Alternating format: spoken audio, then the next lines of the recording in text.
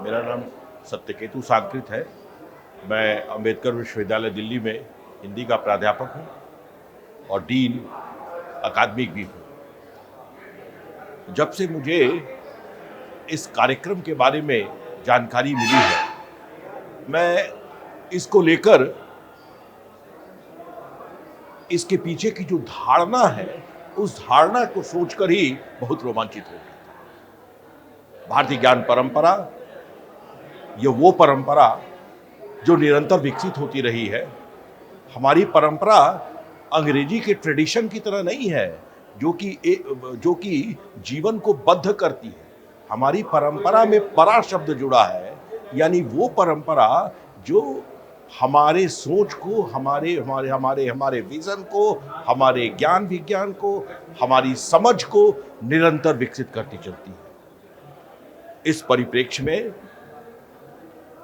श्री अरविंद पर एक इतना भव्य कार्यक्रम कराने मैं विश्व हिंदी परिषद को और विशेष रूप से विपिन जी को हार्दिक बधाई देना चाहता हूं, जिन्होंने कि श्री अरविंद को समझने और उस पर जानने का एक ऐसा अवसर प्रदान किया कि मैं समझता हूं बिना श्री अरविंद को जाने राष्ट्रवाद को, भारतीय राष्ट्रवाद को, भारतीय भाषाओं, जिस भारतीय भाषाओं पर हम आज बात कर रहे हैं, जो हमारी नई शिक्षा नीति का मूलाधार है, उसकी क्या उपयोगिता है, इसको जानना जरूरी है। और बिना अरविंद पर बात किए हुए इन सब चीज़ों को की जानकारी नहीं प्राप्त कर सकते हैं।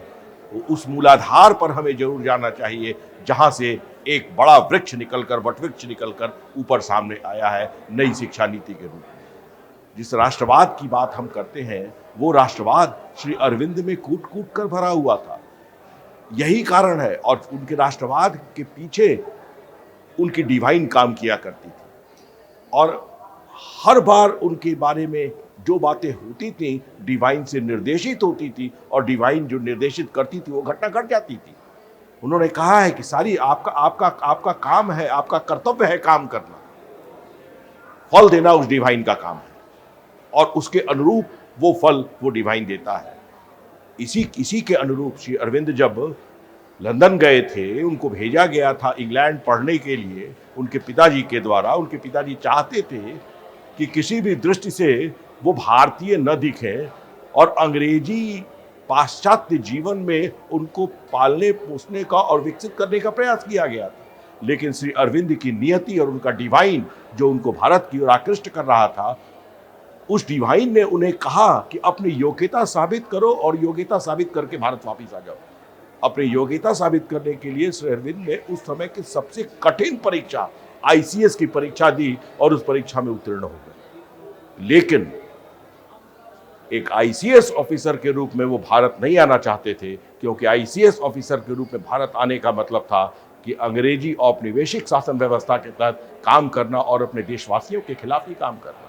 इसीलिए श्री अरविंद जानबूझकर आईसीएस की जो अंतिम परीक्षा होती है घुड़सवारी की, उस घुड़सवारी की परीक्षा में अनुपस्थित हो गए। 4 बार उनको मौका दिया गया, चारों बार वो अनुपस्थित रहे। उनकी धरती, उनकी माता उनको बुला रही थी, और वो एक ऐसे भारतीय के रूप में आना चाहते थे जो अपने देश की सेवा कर सके। श्री अरविंद भारत आए, और भारत आकर उन्होंने अपने देश की सेवा की। यहाँ की जनता जो लगभग सुषुप्तावस्था में चली गई थी, उनको अपने लेखों के माध्यम से, अपनी कविताओं के माध्यम से, अपने निबंधों के माध्यम से उनको जगाने का प्रयास किया। और वही जनता जब जागृत होती है तो एक ऐसे भारत का निर्माण होता है, जिस भारत के निर्माण के आधार पर हम कह सकते हैं कि हम 2047 का जो हमारा विकसित भारत का सपना है, उस सपने को हम पूरा कर पाएंगे। मैं कहता हूँ वो सपना नहीं, वो हमारा संकल्प है। ये वही संकल्प है जो कवि श्री अरविंद ने हमें दिखाया था। आज उसी संकल्प की ओर हम आगे बढ़ रहे हैं, और हमारे देश के यशस्वी प्रधानमंत्री जी ने हम भारतवासियों पर हम जो विश्वास किया है, और उस विश्वास के तहत हम पूरी तरह से खरा उतरे, और 2047 के भारत के निर्माण में हम सब अपनी भूमिका निभाएं। मैं समझता हूँ श्री अरविंद पर ये जो संगोष्ठी हुई है, इस संगोष्ठी से इससे बढ़िया और कोई संदेश निकलकर बाहर नहीं आ सकता है। यहाँ पर मुझे एक प्रमुख वक्ता के रूप में बुलाया गया था। मैं तहे दिल से विपिन जी का और समस्त आयोजकों का धन्यवाद देता हूँ। बहुत बहुत धन्यवाद।